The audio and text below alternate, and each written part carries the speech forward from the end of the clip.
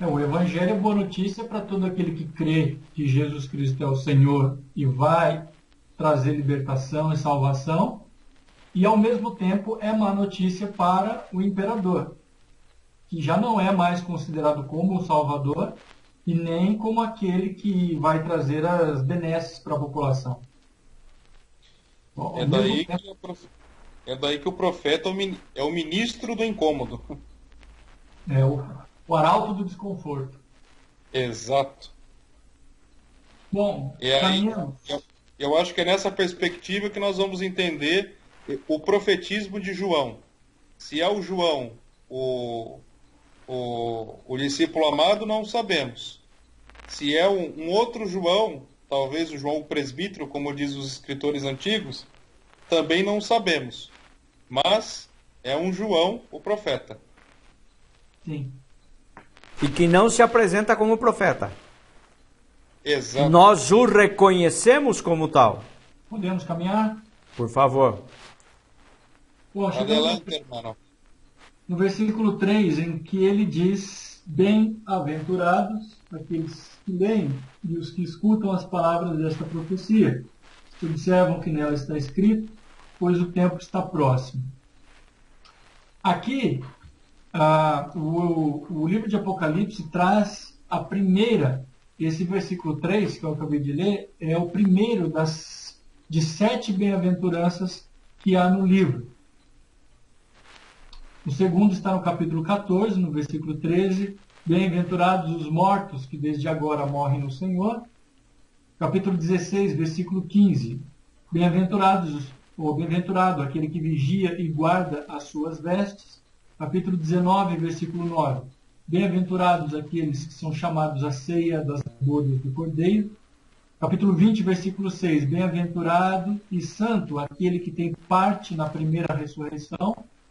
E capítulo 22, versículo 7. Bem-aventurados, ou bem-aventurado aquele que guarda as palavras da profecia deste livro. Eu fiz um destaque na primeira bem-aventurança e na última, porque elas são idênticas. Não sei se vocês repararam. Elas são idênticas. O que é uma evidência de que João fechou o livro de Apocalipse, ou o autor desse livro, né, fechou o livro, reforçando essa ideia de que a bem-aventurança, ou a grande bem-aventurança, tem a ver com o compromisso da comunidade cristã em ouvir e manter ou preservar estas palavras, as profecias desse livro. Tem mais uma, na verdade, a última aqui, no capítulo 22, versículo 14. Bem-aventurados aqueles que lavam suas vestes no sangue do Cordeiro.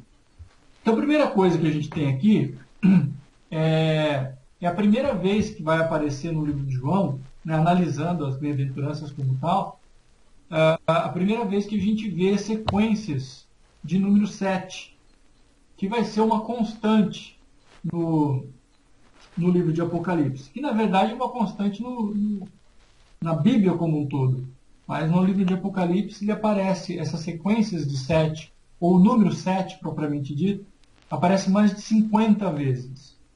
A ideia do 7, ou o simbolismo, o significado do 7 na Bíblia, é de completude e de perfeição, ou de totalidade. Seja em relação a aspectos físicos, seja em relação a aspectos espirituais. Uma dúvida. Sim. Chegando agora no 7, me apareceu uma interrogação. Do que a gente viu até agora, essa escrita do João, ela é destinada a uma comunidade helênica ou uma comunidade de judeus? Ou independe de quem seja? Olha, a julgar pela quantidade de sinais, de símbolos da cultura judaica, da religiosidade judaica que ele usa, é possível dizer que são comunidades judaico-cristãs da Ásia Menor. que ele vai citar 7 cidades daquela região, né, da Ásia Menor, que hoje é a Turquia. Mas, a julgar pelo simbolismo, pelos números, principalmente pelo número 7, ele está escrevendo para pessoas que estão familiarizadas com esses símbolos. Então, provavelmente, de comunidades cristãs judaicas. E essa, na verdade, é uma das evidências, né? Certo. Uma outra coisa, assim, né, em relação ao número 7. Geralmente, porque justamente ele traz essa ideia de completude, de totalidade, ele é associado a Deus, ou às realidades divinas. Ou, por outro lado, a divinização ou sacralização das realidades mundanas.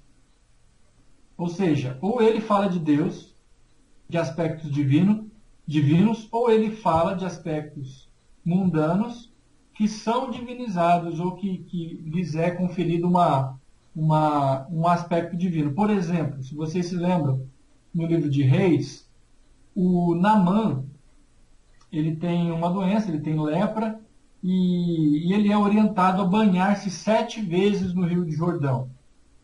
Essas 7 vezes aqui é para descrever que essa experiência do Naamã foi uma experiência divina, que ao mergulhar 7 vezes no Rio Jordão, ele então foi curado.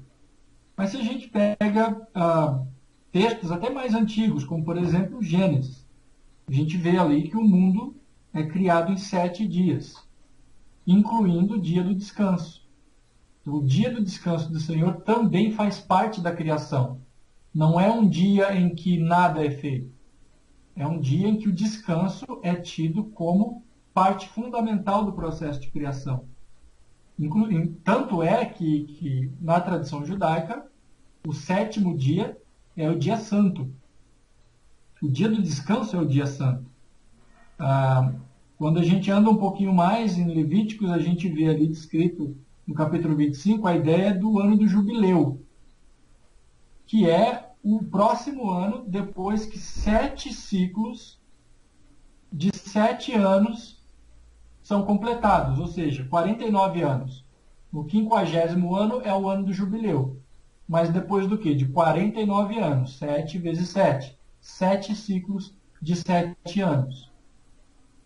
Jeremias, por exemplo, ele profetiza que o exílio na Babilônia vai durar 70 anos. Ou seja, ele não está falando de ser exatos 70 anos, como nós conhecemos, mas ele está falando de um ciclo completo, de um ciclo necessário aos olhos de Deus. Não é?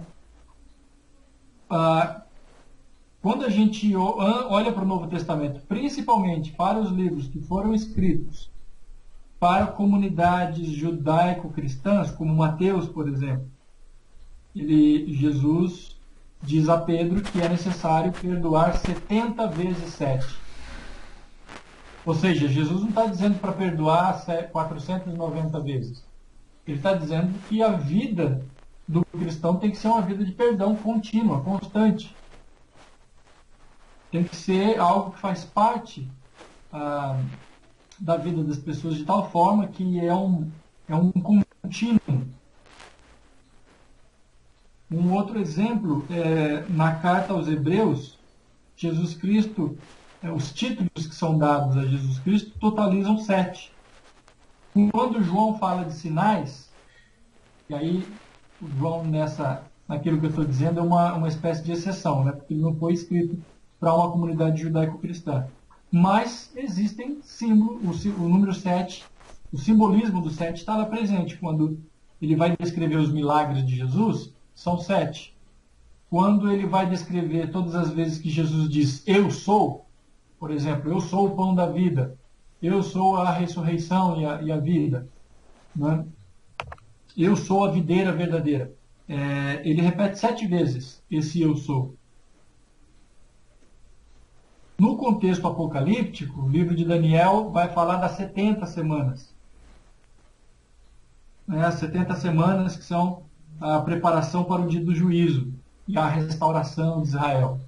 Então, assim, na literatura apocalíptica, ele também aparece bastante conectado com a ideia de dia do juízo.